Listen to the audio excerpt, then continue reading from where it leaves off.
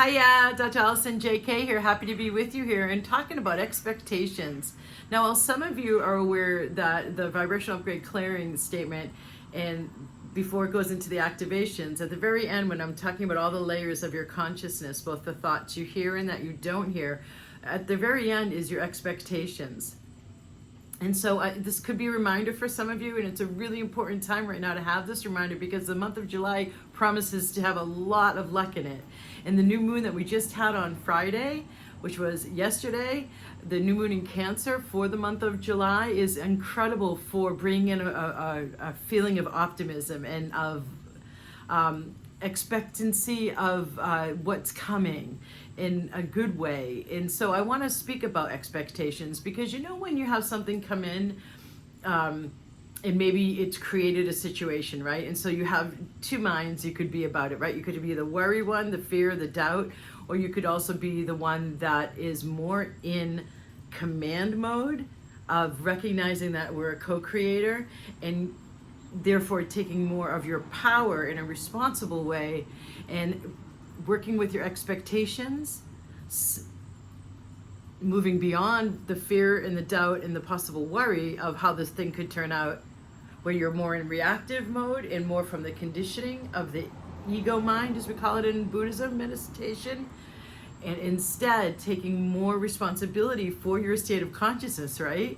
And having the expectations be, this will work out for my highest and best. And what comes in here too is, one of my favorite quotes from Einstein ever is, the most important choice a human being can make is whether they view the universe as hostile or friendly.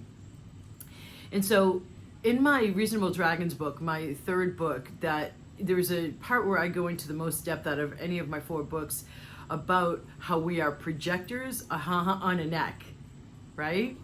And so I talk about it in the chapter on rejection, because when you think of somebody else, and if you have felt rejected over something, recognizing that it's their state of consciousness and how much they're able to receive at the time, right?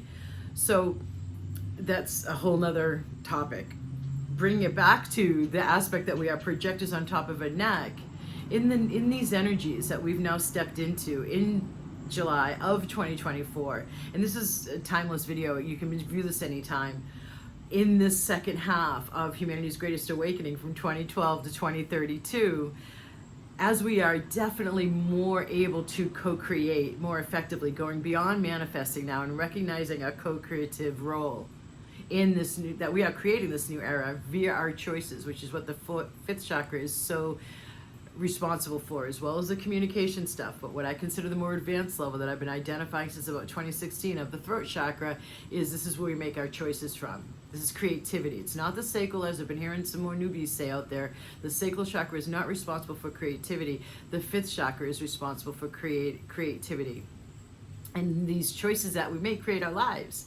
And so as you're sitting there in choice mode, where you could make a choice, and it could have the fear, the worry, the doubt, oh no, of the energetics, but that you are making this choice in, or the command with the co-creative awareness of higher expectations from the higher self, the higher mind, that go to a higher vibration, like, I wonder what it'll feel like for this to work out for my highest and best. I wonder what this will feel like for it to work out that surprises me with how great the outcome is.